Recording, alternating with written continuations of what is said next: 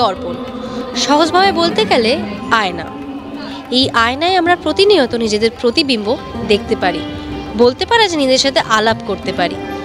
এখন আমরা চলে এসেছি সোদপুরের নবোদয় সংঘের পুজোতে। এই বছরের থিম দর্পণে সমর্পণ।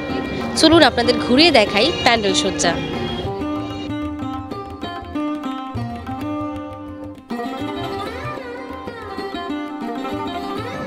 এই পরিকল্পনার পেছনের ভাবনাটা একটু জেনে নেব ক্লাব কর্তৃপক্ষের তরফ থেকে।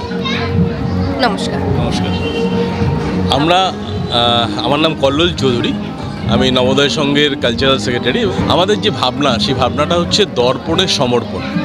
আমরা অ্যাকচুয়ালি যেটা বলতে চাইছি এই মণ্ডপের মাধ্যমে, পৃথিবীতে এই একটা জিনিস যেটা হচ্ছে দর্পণ, যে কখনো মিথ্যা কথা বলে না। আপনি দর্পণের সামনে দাঁড়ালে পরে নিজেকে সেটাই দেখবেন যেটা আপনি যদি এই জীবনে ভালো কাজ করে যান, তাহলে আপনাকে দর্পণ ভালো জিনিসই দেখাবে। আপনি যদি খারাপ কিছু করেন, দর্পণ আপনাকে খারাপ জিনিসই ফিরিয়ে দেবে।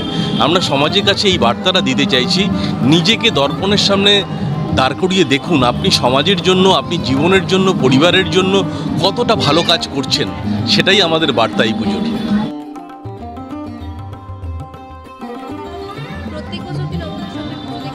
হ্যাঁ, এখানে সবসময় ঠাকুর দেখতে আসি। কেমন লাগলো এবছর ঠাকুরটা আরো একটু ভালো হয়েছে। হ্যাঁ, এই ঠাকুরটা এখন নতুন রকম করেছে, খুব সুন্দর লাগছে। প্রত্যেক বছর কি নবোদয় সংঘের পুজো দেখেন? হ্যাঁ, দেখি। এবছরের থিম কেমন লাগলো? ভীষণই সুন্দর লেগেছে।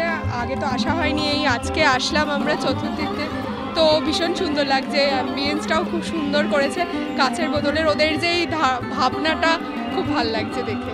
আমি এই ফার্স্ট টাইম আসিনি, আমি আগের বছরও এসেছি, আমার খুব ভালো লেগেছে।